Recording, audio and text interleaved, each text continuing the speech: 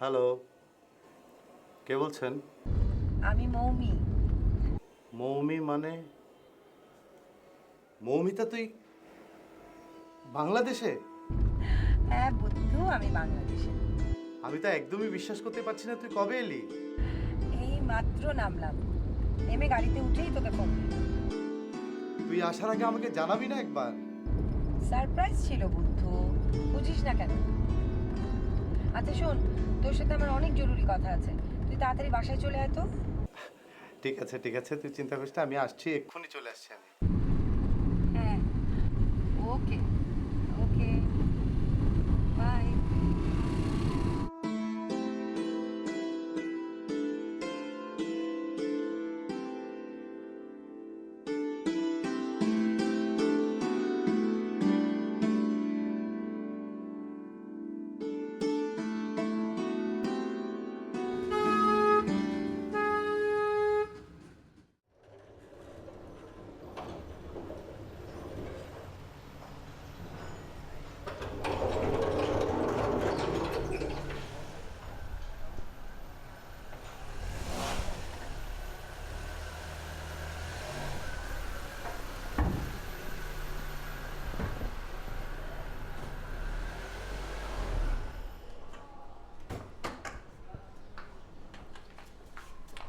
কেমন আছে বাসিত চাচা?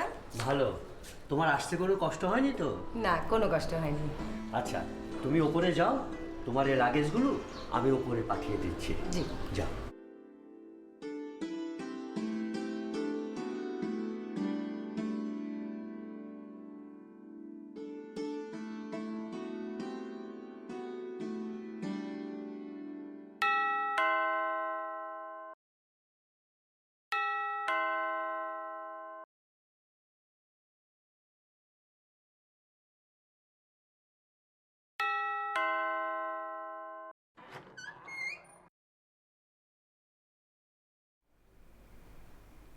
এমন হাঁ করে কি দেখছিস? তুই বাংলাদেশে? চলে এলাম। চলে এলি মানে? চলে এলাম মানে চলে এলাম। আমি তো বিশ্বাসই করতে পারছি না তুই বাংলাদেশে। এখানে দাঁড়িয়ে কথা বলবি না ভেতরে যাবি? চল, ভেতরে যা।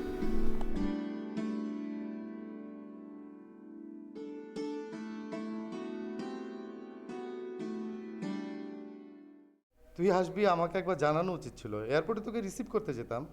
ইচ্ছে করেই তো জানাই, জানাতে পারতাম না তা না, ইচ্ছে করেই জানাই। সারপ্রাইজ। বাসাটা কেমন খালি হয়ে গেছে দেখ। খালাম্মা খালু মারা যাওয়ার পর তো এবারেতে আসাই হয় না। চা খাবি তো? বাসের চাচা, চা দিও কিন্তু। বাসের চাচাই তো সবকিছু আগলে রেখেছে। এখন বল, তোর কি খবর? কয়েক মাস ধরে ফেসবুকে নেই, কারোর সাথে যোগাযোগ করিসনি। Moumita, any problem? একটু ছিল, এখন সলভ হয়ে গেছে। ডিভোর্স দিয়ে ফেললাম। ডিভোর্স দিয়ে ফেললি মানে? সংসার করতে আর ভালো লাগছিল না, তাই। আমি তো তোর সবচেয়ে কাছের বন্ধু, আমাকে জানানো তো উচিত ছিল। জীবনটা তো আমার, তাই না? গতিপথটাও আমাকেই ঠিক করতে হবে। লোপা কিছু জানে? তাকে জানানো তোর উচিত ছিল। যাবো রে, কদিন পর চিটাগাংয়ে যাব, তখন গিয়ে সব ডিটেলসে কথা বলবো। তোর বাবা মা বেঁচে নেই, তোর গার্জিয়ান বলতে তো ওরাই, ওদের পরামর্শ নেওয়া তোর উচিত ছিল। এখন জোর করে অ্যাডজাস্টমেন্ট হয়। আচ্ছা এখন তুই বল, তোর কেমন চলছে কাজকর্ম? হ্যাঁ ভালো।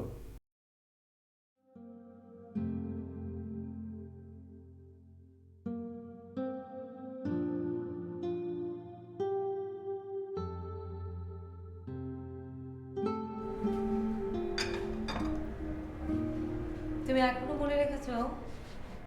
মিনু ফোন করেছিল, তোমাকে খুঁজছিল। বড়াপা? হ্যাঁ, আমি বলেছি। ও, আচ্ছা, আমি এখন মিনুকে একটা ফোন করি। না না, তুমি বরং কাল সকালে দিও। আচ্ছা ঠিক আছে। তোমার কি এখন আর কিছু লাগবে? না, তুমি শুরু করো।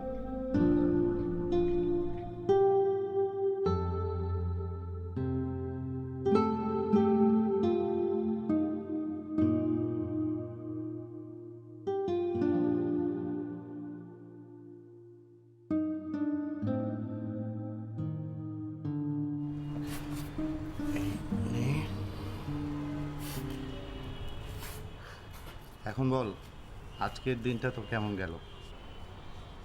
খুব একটা ভালো না। বড় আপা ফোন করেছিল, সে একই কাহিনী, কান্নাকাটি, আমি দেশে এসেছি জানাইনি কেন। আর দুলা ভাইয়ের অফিসে নাকি কি ঝামেলা চলছে, সেই জন্য সে আসতেও পারছে না। আর কি, বিনয়পার ওখানে থাকলেই তো পারতিস। পারতাম, কিন্তু আমি আসলে একটু একা থাকতে চাই। আমি অনেক টায়ার্ড।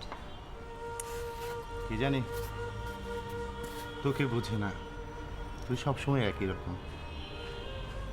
বিয়েটা করলি নিজের ইচ্ছায়, আমাদের কোনো কথাই শুনলি না। আমাকে বুঝতে চেষ্টা করিস না, পারবি না। তা ঠিক। হ্যাঁ, তুই তো বললি হেল্প দরকার। হ্যাঁ, আমি অস্ট্রেলিয়া একটা ফ্যাশন ইনস্টিটিউটে কাজ করতাম। ওরকম একটা ইনস্টিটিউট এখানে করার ইচ্ছা আছে। ওয়েট কর, জানাবো। আগে স্থির হ, আমি তো আছি।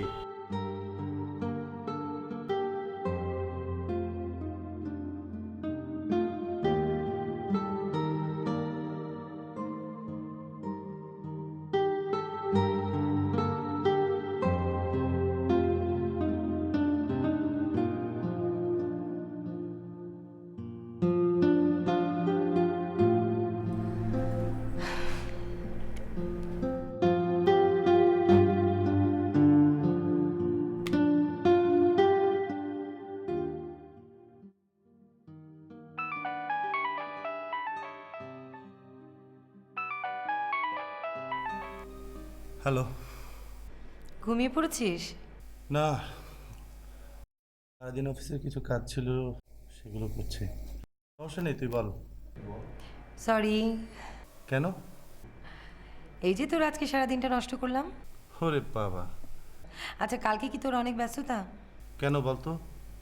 না মানে, কালকে একটু আসতি, আমি তোকে এক জায়গায় নিয়ে যেতাম। হবে, তবে বিকেলে।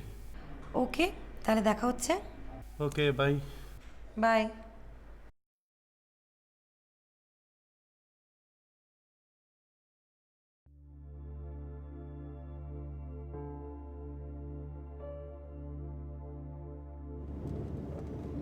আমার একটা বেবি দরকার। বেবি? আমার বেবি। আমি তোর কথার মাথা মুন্ডু কিছুই বুঝতে পারছি না। আমি টেস্ট টিউব বেবির কথা ভাবছি। আমি বুঝতে পারছি না তুই কেন এত কমপ্লিকেসির মধ্যে যাচ্ছিস। তোকে কিছু বুঝতে হবে না, তুই আমাকে হেল্প করলেই চলবে। আপাতত গাড়ি চালা।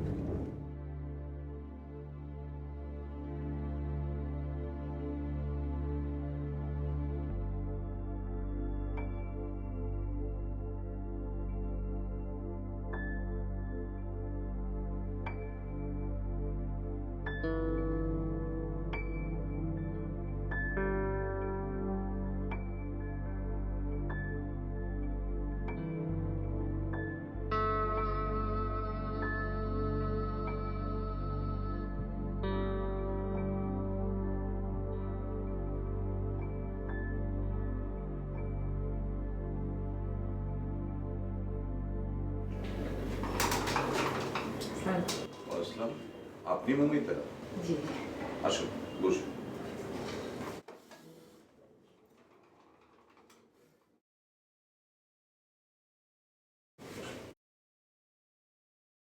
আপনি অস্ট্রেলিয়া থেকে তাহলে আমাকে মেল করেছিলেন? জি, ডক্টর রবার্ট হল আপনার সম্পর্কে আমাকে জানিয়েছিলেন। এই ব্যাপারে ডক্টর রবার্ট হলের পরে আর তো কেউ নেই, কিন্তু একটা জিনিস আমি একেবারেই বুঝতে পারছি না। জি বলুন। আপনি তো এই কাজটা অস্ট্রেলিয়াতেই করতে পারতেন, এখানে কোনো দরকার ছিল না। আসলে আমি চাচ্ছিলাম যে আমার সন্তান আমার দেশেই জন্মগ্রহণ করুক। ও আই সি। আচ্ছা যাই হোক, তাহলে কাজের কথা আসি। আপনি টেস্ট টিউব বেবি সম্পর্কে কতটুকু জানেন? আম, আমি কিছু আর্টিকেল পড়েছি, আর ডক্টর হলের কাছ থেকে কিছু জানাই। গুড। তারপরেও আমি আপনাকে একটু ধারণা দিই। একজন নারীর গর্ভধারণ প্রক্রিয়াকে স্টিমুলেট এবং মনিটরিং করে তার ওভারি থেকে ডিম্বাণু বের করে এবং ডোনারের স্পার্ম নিয়ে একটা তরল মাধ্যমে ল্যাবে ফার্টিলাইজ করা হয়। এই ফার্টিলাইজ ডিম্বাণু বা জাইগট একটি গ্রোথ মিডিয়াতে 2 থেকে 6 দিন কালচার করা হয়। তারপর সেটা ট্রান্সফার করা হয় নারীর ওভারিতে ফর দ্য প্রেগন্যান্সি। আর এই প্রসেসটা একটা টেস্ট টিউব বা বিকার টেস্ট টিউবে করা হয় বলে একে টেস্ট টিউব বেবি বলে। তবে আপনার এবং যিনি স্পার্ম ডোনেট করবে তাদের দুজনেরই কিন্তু কয়েকটা টেস্টের প্রয়োজন। টেস্টের রেজাল্টগুলো যদি ওকে হয় তাহলেই আমরা প্রসেসে যেতে পারবো। আম, বিষয়গুলো তো টেকনিক্যাল, সেটাই আপনি ভালো বুঝবেন। আর আমি একটা কথা জানতে চাচ্ছিলাম, মানে স্পার্ম ডোনেট যারা করে তাদের পরিচয় কি আপনারা গোপন রাখেন? দেখুন, আমাদের সোসাইটিতে এখনো এই পরিচয়টা গোপনই রাখা হয়। তা ডোনেট করবে কে? আপনার বন্ধু? না না, ও আমার কাজিন। কেন, আমি শুনেছি আপনাদের এখানেই ডোনার পাওয়া সম্ভব। হ্যাঁ, সে তো পাওয়াই যায়। আচ্ছা, তো আমি কি ওনাদের সাথে একটু কথা বলতে পারি? দেখুন, আসলে যিনি ডোনেট করবে উনি আপনার সাথে কথা বলবেন কিনা সেটা তো আর এই মুহূর্তে বলা যাবে না।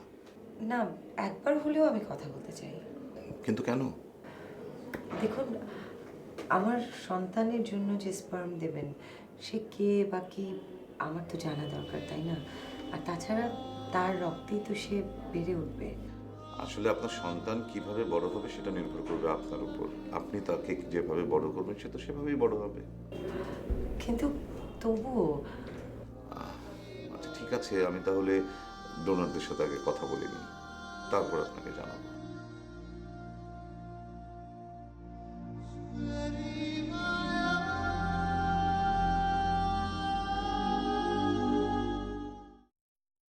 বিষয়টা একটু বেশি বাড়াবাড়ি হয়ে গেল না? আর একটু সময় নিতেই। তাছাড়া সবার সাথে কথা বলারও দরকার ছিল। রনি, ডিসিশনটা আমি অনেক আগেই নিয়েছি। তাছাড়া এটা আমার একার একান্ত সিদ্ধান্ত। তোর দেরি হয়ে যাচ্ছে।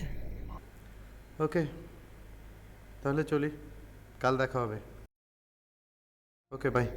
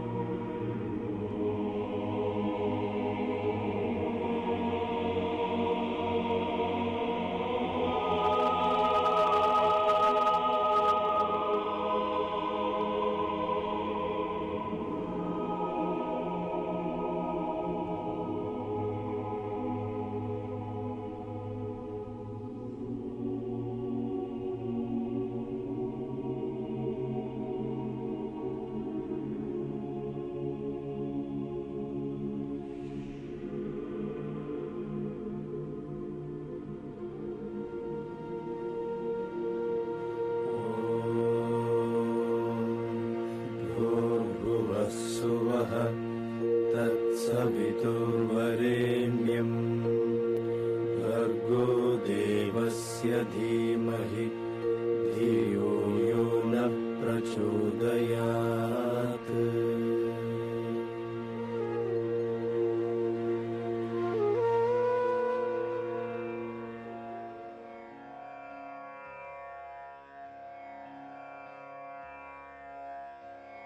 बुद्धं शरणं गच्छामि,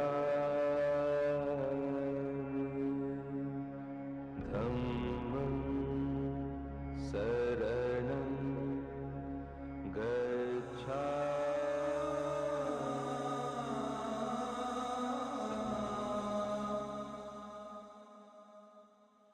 حي على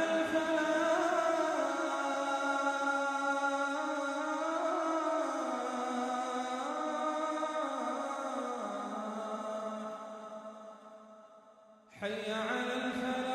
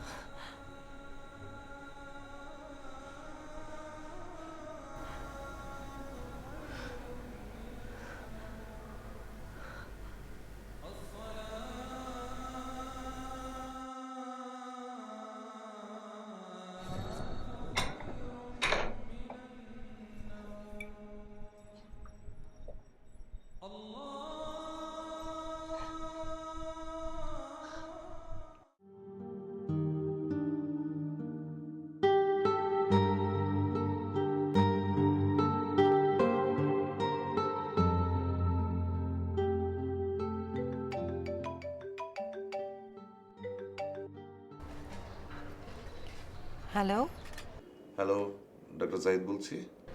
জি আসসালামু আলাইকুম। একজন ডোনারের সাথে আমার কথা হয়েছে, উনি আপনার সাথে দেখা করতে ইন্টারেস্টেড। একটু কাইন্ডলি ওনার নাম আর মোবাইল নাম্বারটা লিখে নেবেন। আমার মনে হয়েছে উনি আপনার জন্য অ্যাপ্রোপ্রিয়েট। জি, এক মিনিট।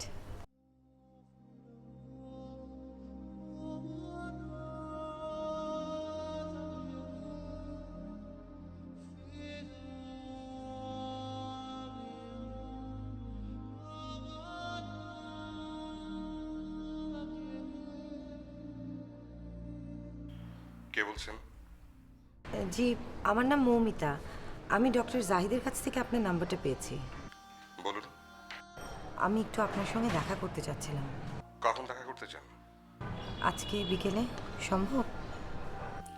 ওকে, আসুন। কোথায় আসবো একটু বলবেন প্লিজ?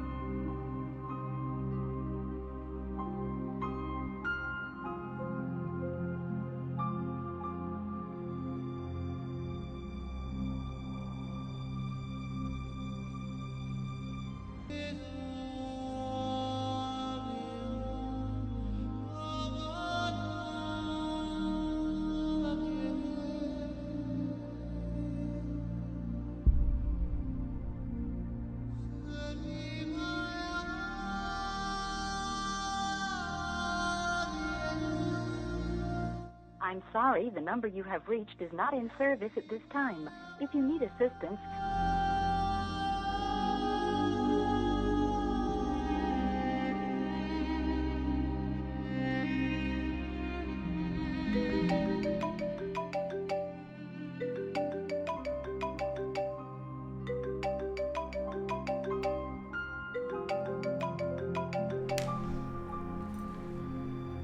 আপনি একটা ননসেন্স।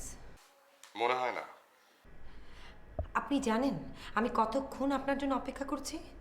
আপনি বললেই পারতেন আপনি আসবেন না। আপনি একটা কাওয়ার্ড। আপনি ডোনারকে যাচাই করে দেখতে চান ডোনার উপযুক্ত কিনা। আমি যাকে ডোনেট করব তার ধৈর্যের পরীক্ষা নিলাম একটু মাত্র। আমাদের দুজনের উচিত দুজন দুজনকে যাচাই করা। আপনি কি পরীক্ষা দিতে আগ্রহী?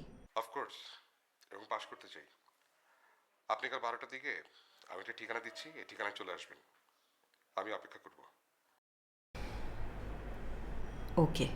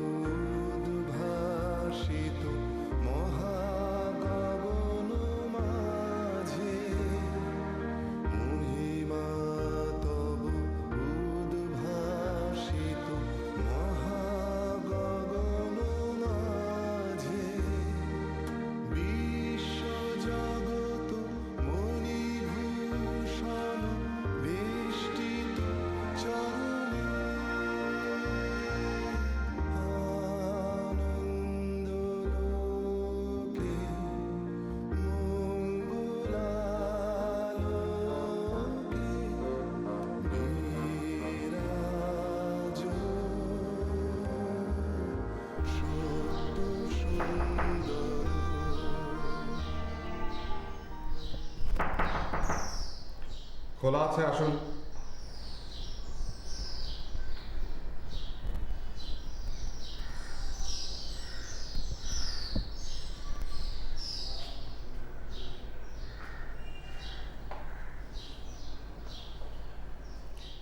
আপনি মমিতা? জি। আমি মারুফ। বসুন।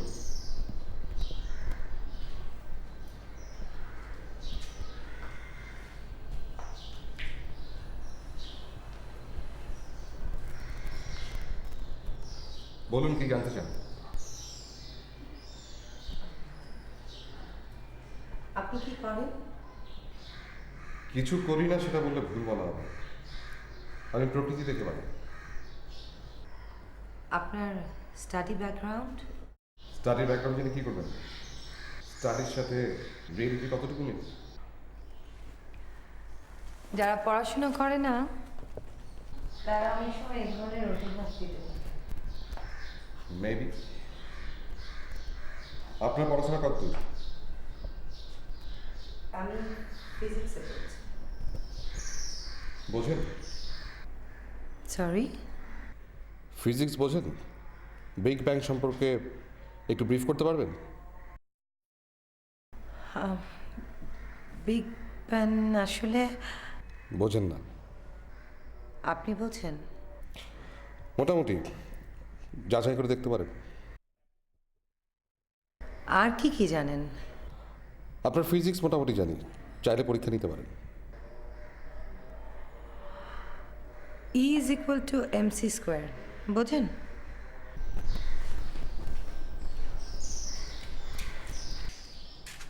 পৃথিবীকে যদি একটি পারমাণবিক ভরে রূপান্তরিত করা হয় তাহলে গোটা পৃথিবীকে একটা ছোট্ট দেশলাই বাক্সে ভরে ফেলা যাবে। এবং পৃথিবীর সমস্ত মানুষ মিলে সেটাকে তুলতে পারবে না। কেন জানেন? কারণ মহাবিশ্বের সকল স্থানে ভর একই থাকে। আপনি কে? মানুষের একটা নাম থাকে, কিন্তু সেটাই তো তার আসল পরিচয় না। আমি জানার চেষ্টা করছি যে আমি আসলে কে। আপাতত একটা পরিচয় আমার আছে, সেটা হচ্ছে প্রুফ রিডার। চা চলবে? জি। এখন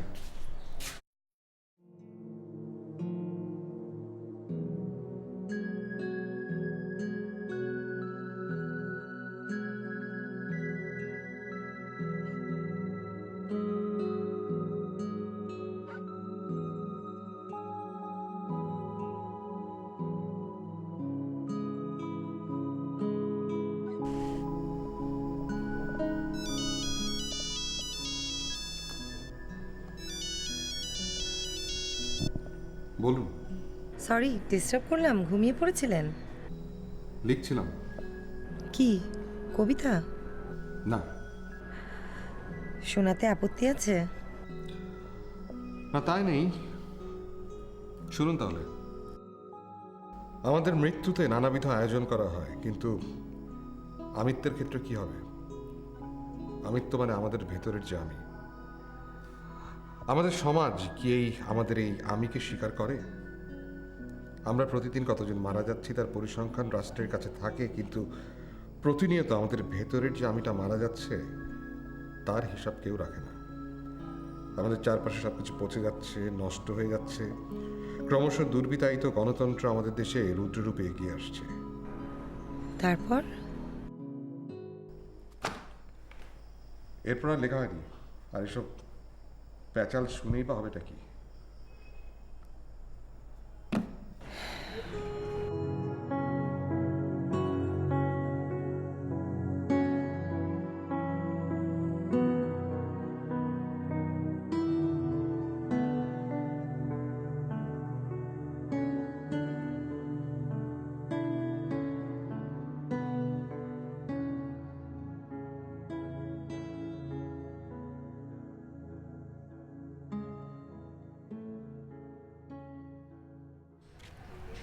আপনাকে প্রথম দিন এই বধ্যভূমিতে কেন আসতে বলেছিলাম জানেন?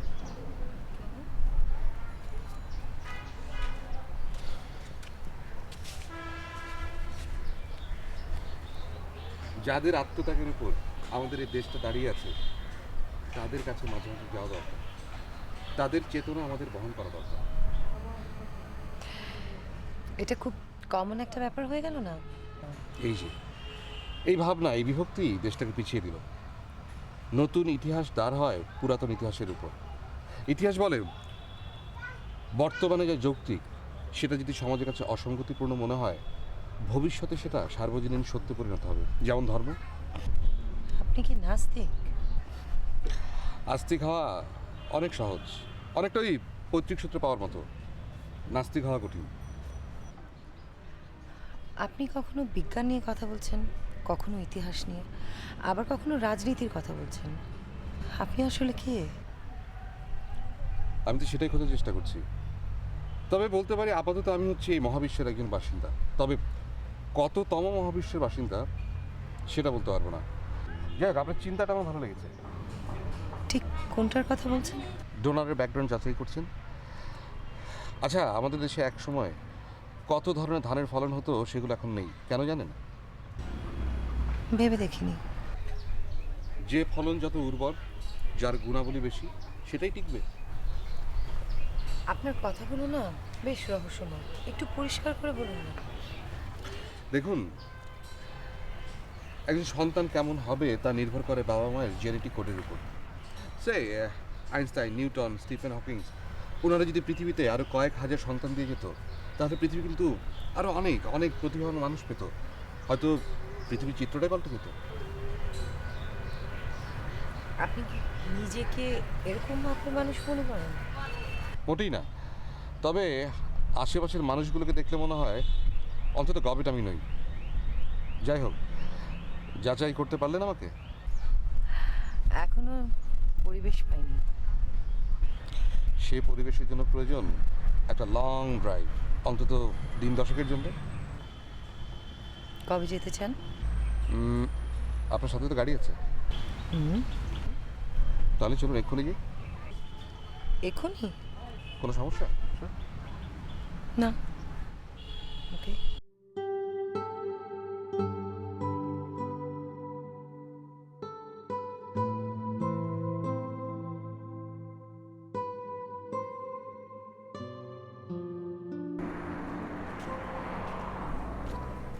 গাড়ির চাবিটা দিন। ভয় নেই, দিন।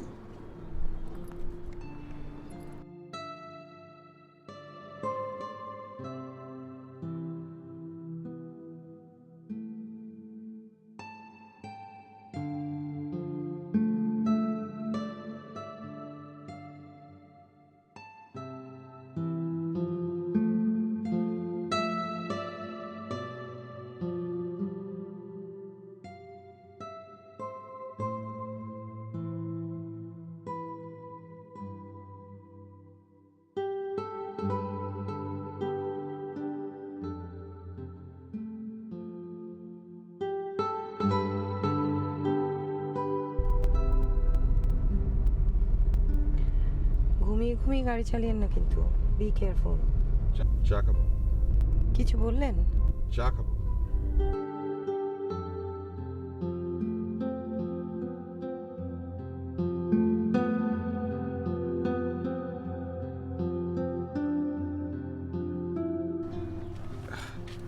একটা কড়া লিকারের চা। আপনার? আমি চা খাই না। এখানে তো কফি পাবেন না, চায়ের মজাই আলাদা। আচ্ছা, আমরা কোথায় যাচ্ছি? কেন ভয় পাচ্ছেন? একটা চা।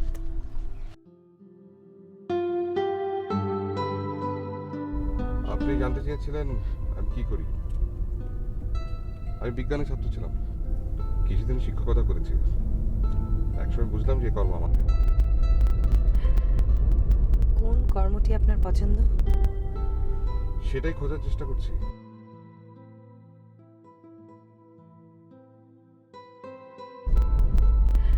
আচ্ছা, পেটে কিন্তু ইঁদুর দৌড়াচ্ছে। ওকে, তাহলে একটা হাইফাই লাঞ্চ হয়ে যাক।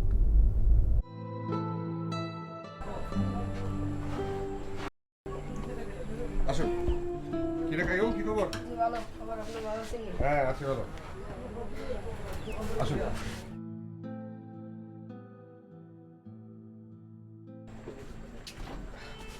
বসুন।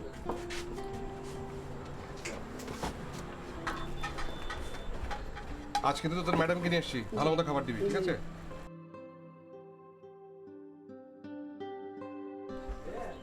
আপনি কি প্রায় আসেন এখানে? মাঝে মাঝে।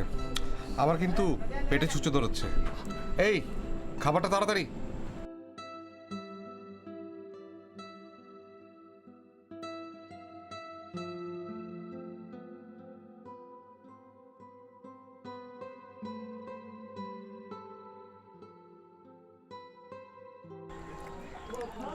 খাবারটা কেমন লাগছে? মন্দ না। আসলে এই ধরনের পরিবেশে খাওয়া আমার প্রথমবার।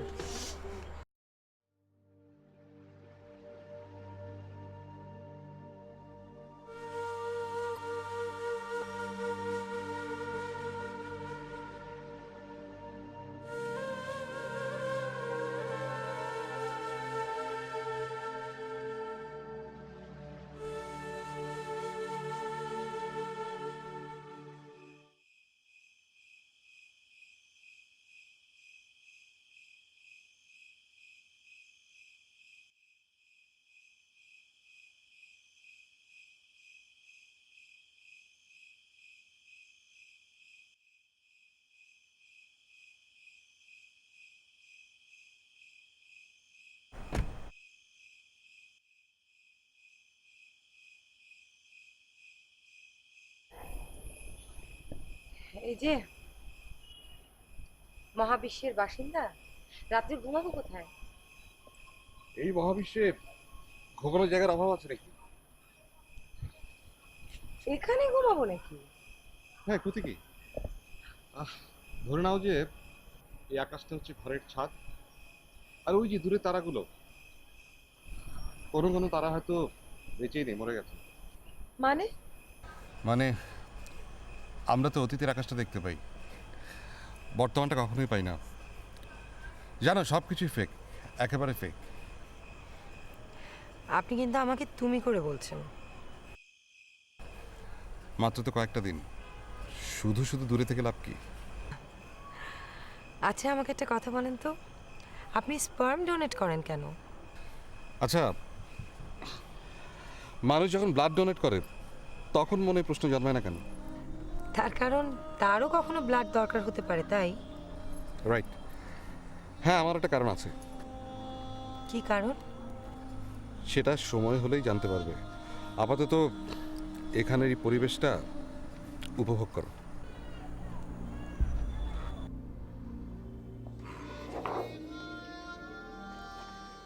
ডোনারের স্পার্ম টেস্টের রেজাল্ট পজিটিভ, আর আপনার জরায়ুর যে টেস্টগুলো আমরা নিয়েছিলাম সেগুলোর রেজাল্ট ওকে। কংগ্রেচুলেশনস। আমাদের এখন ফাইনাল প্রসেসে যেতে আর কোনো বাধা নেই। Thank you doctor. আমরা তাহলে নেক্সট উইকেই। হ্যাঁ, আমার কোনো সমস্যা নেই। আর এটা একটা সহজ প্রক্রিয়া, আপনার টেনশনের কিছু নেই, একদম পেইনলেস প্রসেস। ফাইনাল প্রসেসের আগে শুধু আমরা ডোনারের স্পার্ম কালেক্ট করে নিব। তো আমাদের এখানে কিছু ফর্মালিটিস আছে, সেগুলো আপনি ফুলফিল করে যান, বাকিটা আমি দেখছি।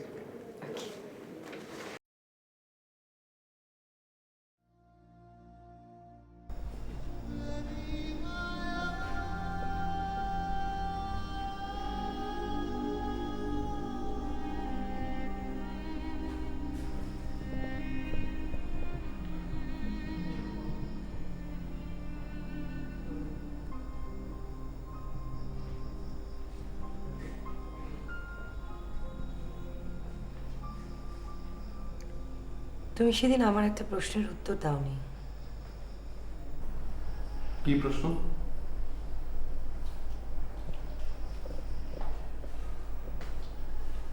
তুমি স্পার্ম ডোনেট করছো কেন?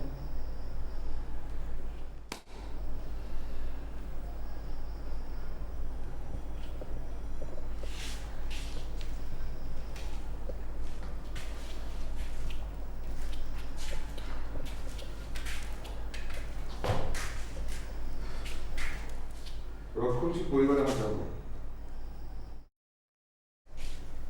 চাচা, দাদা, ওনারা সবাই ছিলেন প্রতিক্রিয়াশীল। বাড়িতে ছিল একটা অন্ধকার পরিবেশ।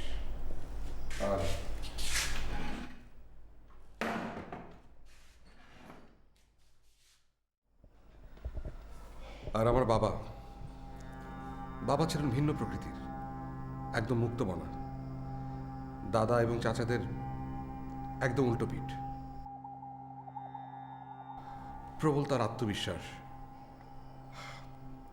রাজনীতি, মানুষের অধিকার, এগুলো নিয়ে মেতে থাকতেন। আমাকে বিভিন্ন ধরনের জ্ঞান দিতেন। মূলত ওনার আদলে আমি বেড়ে উঠছি। উনি আমাকে বিভিন্ন বিজ্ঞানের, ইতিহাসের বই এনে দিতেন। আমি ছোটবেলা থেকেই সেগুলো পড়ে বেড়ে উঠেছি। কাজে ইতিহাস, মুক্তিযুদ্ধের চেতনা, এগুলো সে সময় থেকে আমার ভেতরে ছিল। আমি কখনো বিজ্ঞানী হতে চেয়েছি, আমি কখনো সাহিত্যিক হতে চেয়েছি।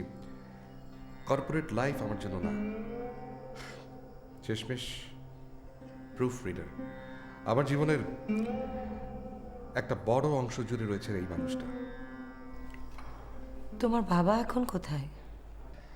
আন্দোলন, সংগ্রাম, মানুষের অধিকার এসব করতে করতে বাবা এলিট শ্রেণীর শত্রুতে পরিণত হন। একদিন খবর পেলাম কারা যেন বাবাকে মেরে ফেলেছে। বাবা তো বেঁচে নেই, কিন্তু তার লেখা একটা ডায়েরি এখনো আমার কাছে আছে। এখন বুঝতে পারছি, তোমার বাবাই হচ্ছেন তোমার আদর্শ। আদর্শ না, অনুপ্রেরণা। আর মা? আসলে বাবার এই চিন্তা, চেতনা, জীবনযাত্রা কোনো কিছু মার সাথে মিলত না। বাবার এই বহেমিয়ান লাইফ মা কোনোভাবে মেনে নিতে পারেনি। তাই বাবার এক বন্ধুকে বিয়ে করে উনি আমাদেরকে ছেড়ে দেশের বাইরে চলে যান। এই জন্য মাকে তুমি ঘৃণা করো? আসলে তখন আমি অনেক কিছু বুঝতে পারিনি, কিন্তু বাবা নিজে আমাকে বুঝিয়েছেন এটাই রিয়েলিটি। এত কিছুর পরও বাবা বলতেন লাইফ ইজ বিউটিফুল। আজ আমি গর্বিত এমন একজন মানুষের জেনেটিক কোড আমার জিন বহন করছে। এবার বুঝতে পারছো স্পার্ম ডোনেট করার কারণ কি?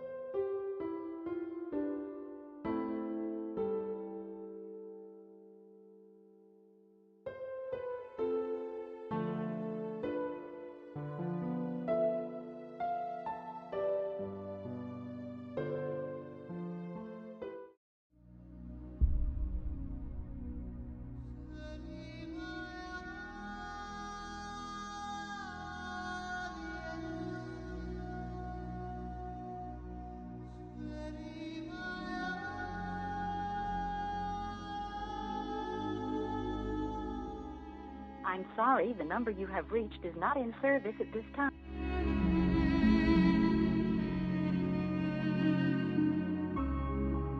I'm sorry, the number you have reached is not in service at this time. Excuse me doctor, Maruf সাহেব আসবেন না? ও আমি তো আপনাকে বলতে ভুলে গিয়েছি, মারুফ সাহেব তো ওনার স্পার্ম জমা দিয়ে গেছেন।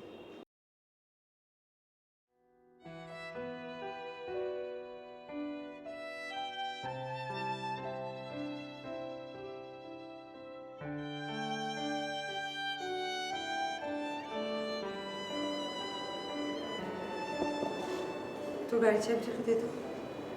কেন, কোথায় যাবে? এত প্রশ্ন করিস না তো, দে।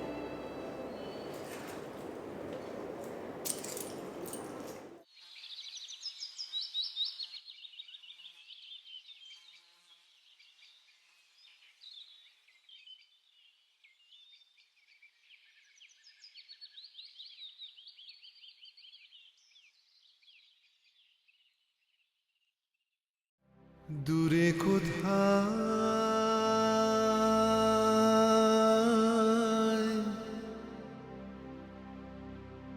দূরে দূরে, দূরে কোথায়,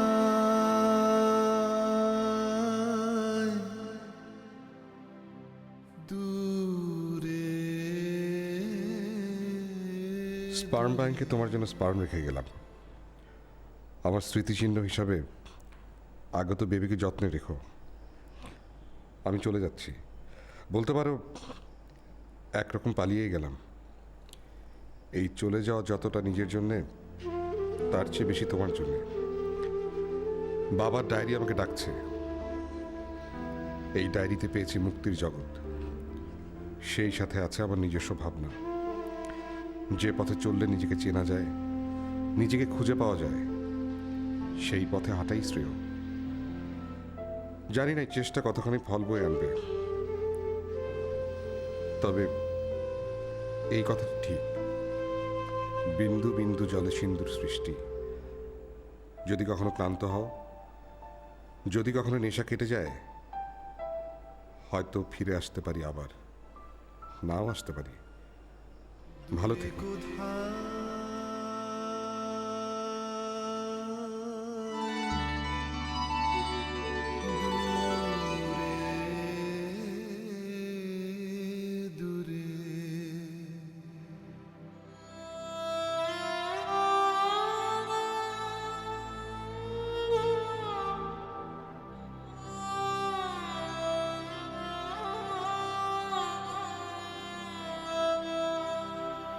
মোর লাগি করিও না শোক, আমার রয়েছে কর্ম, আমার রয়েছে বিশ্বলোক।